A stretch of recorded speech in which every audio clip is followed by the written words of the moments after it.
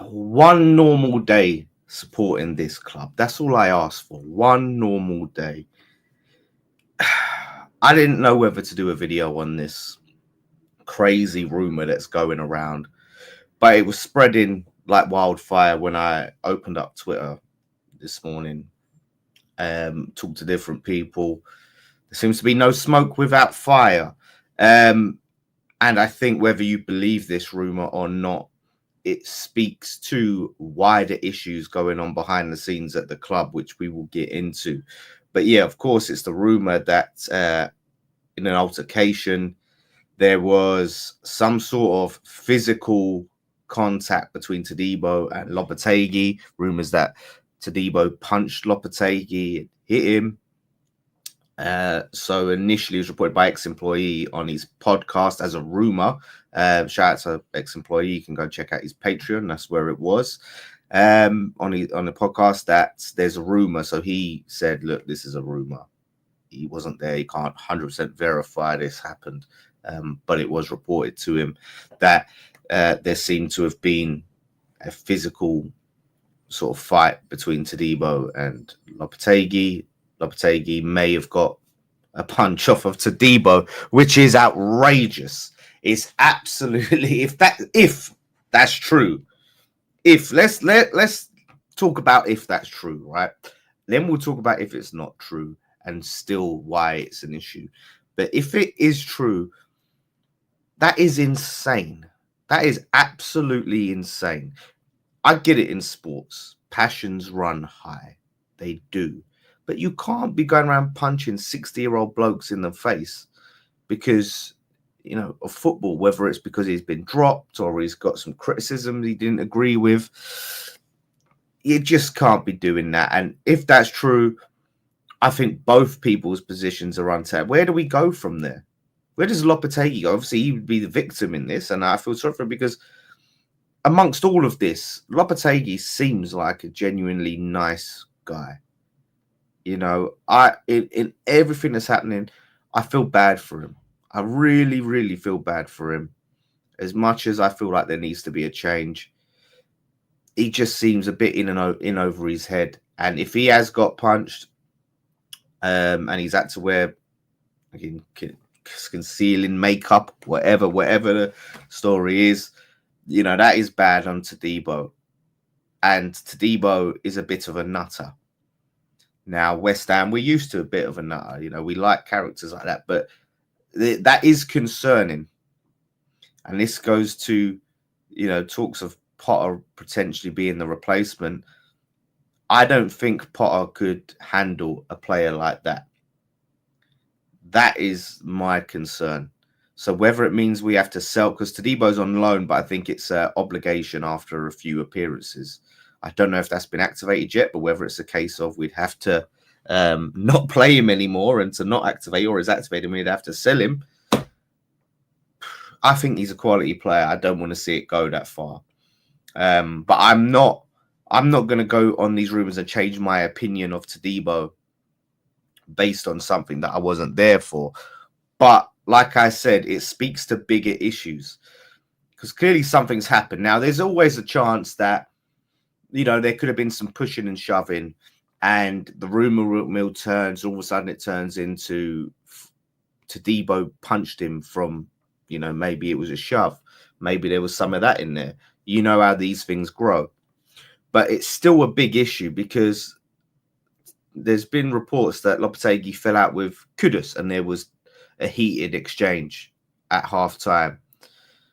There's rumors about Areola, Fulkrug, now Todibo. So this seems to be a common occurrence, whether people are getting punched or not. He's clearly having problems managing these players. Something's wrong. Whatever anyone thinks about David Moyes, we did not really hear about this stuff when he was the manager. Now, that doesn't mean we should have kept him, in my opinion, but there's something there.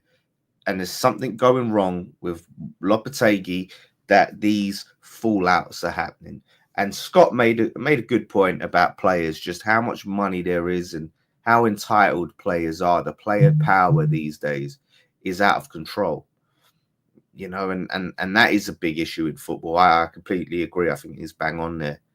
But at the same time, that it is what it is, as people like to say. That's the phrase. It is what it is. You got to deal with it. That's the circumstances you've got to work in and manage. That's why I think it's going to take someone with who can command respect, big personality to get these players in line, because they clearly need it.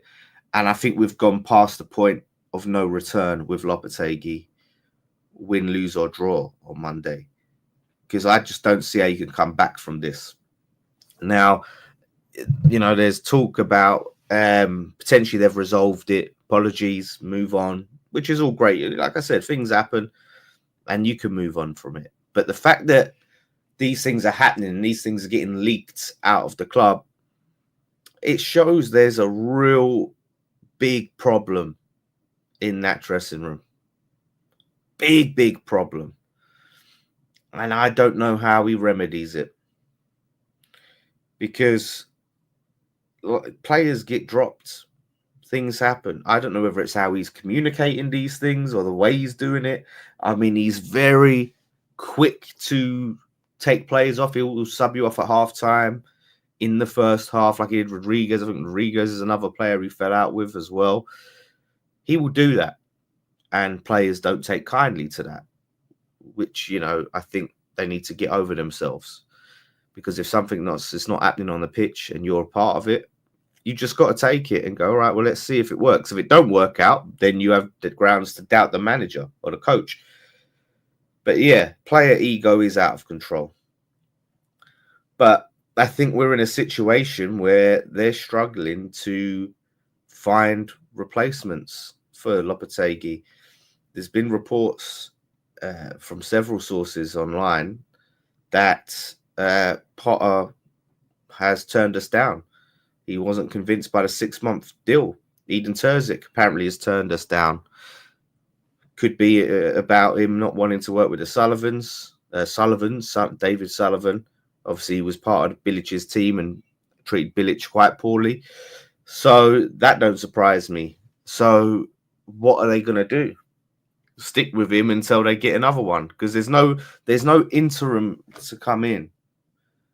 And they're not going to go back to David Moyes. I don't think David Moyes would take it. I really don't think he would.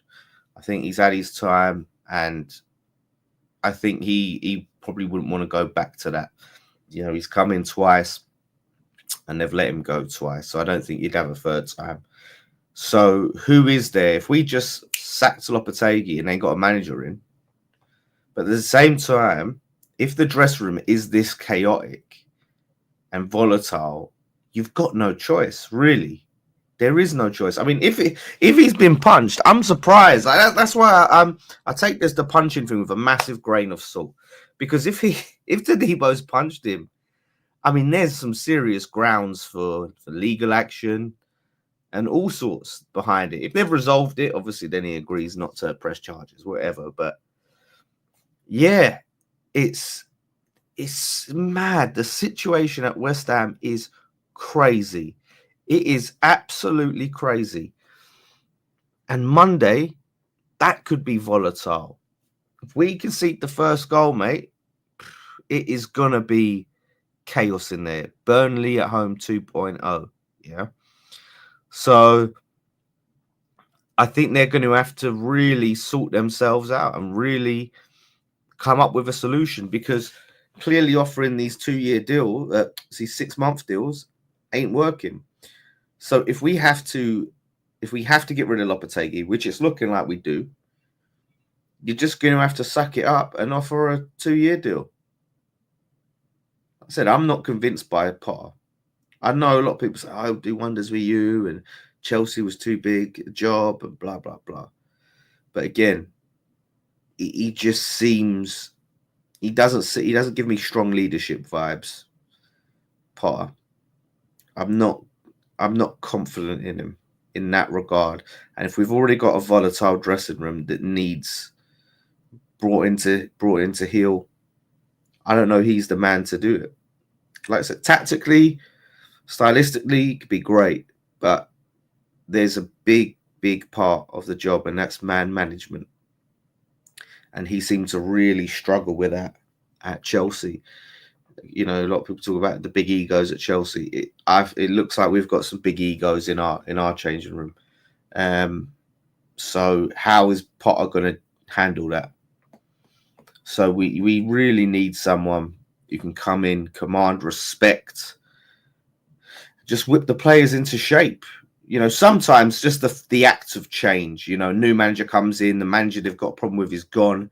It makes them step up a gear. They're happy, they're motivated. But we don't want to just find ourselves in this position again. You know, rumours about that came out about Todibo telling Steidton he don't want to play for the club again until Lopetegui's gone. I mean, this is mad. I think Rodriguez was in a similar situation. How did we get here? How did we get here? It's, you know, you have a good platform to build off. Was in Europe, won a trophy. Said Moyes did a good job. He did leave the squad, or they left. It's not just Moyes, it's Moyes and Sullivan. By the time Moyes left, I think he squeezed everything he could squeeze out of it, and we'd left the squad quite thin and aging. And you know, we built up the depth. We didn't do much to generate the age.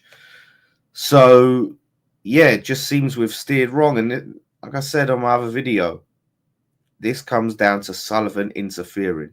We would have never got here. We would have never got Lopetegui. So many people are trying to say, oh, yeah, see, you fans, you wanted Moyes out, you wanted Lopetegui. No one wanted Lopetegui.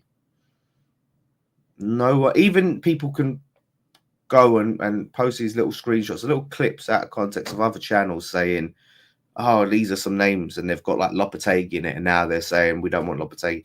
He still wasn't the top of anyone's list. Even if you can look at some people and had Lopetegui's name in that list, he still wasn't the top of that list. He wasn't in my list. I come out and I said, I think it's a cheap, lazy appointment. And it was. So I think for people to try and say, this is what you deserve because you wanted Moyes out. I'm sorry, fans have every right to want change if they feel change is right, especially after the last season, 6-0s, 5-0s, 5-2s, 4-1s. You know, at that point, you just think, I can't do this. Can't keep watching crap football and get bad. So Lopetegui was just the wrong appointment. Doesn't mean it was wrong to change. Like I said, we thank Moyes for his time. Great job. It was right time to move on, but Sullivan went cheap and easy. We could have got Amorim, and Amorim is looking good. He's got a big job on his hands, but the way he's able to implement his style of play so quickly there, it brings even more question marks over Lopetegui, who hasn't been able to do that.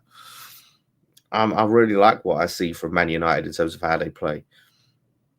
That could have been us if we'd just been a bit bolder, a bit more confident. Going, right, we want you. We're going to pay the money down. You're going to be a part of it. But Sullivan, no.